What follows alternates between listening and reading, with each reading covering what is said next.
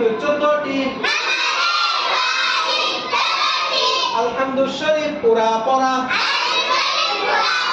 আলহামদুর সঙ্গে সূরা মিলানো সেজদায় দেরি করা রুকু হইতে সদা হইয়া খাড়া হইয়া দেরি করা সেজদার মাঝখানে সদা হইয়া বসিয়া দেরি করা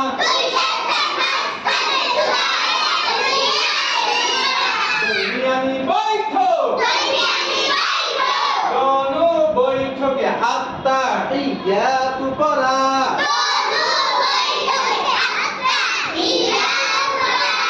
ইমামের জন্য কিরাত আস্তে এবং জোরে পড়া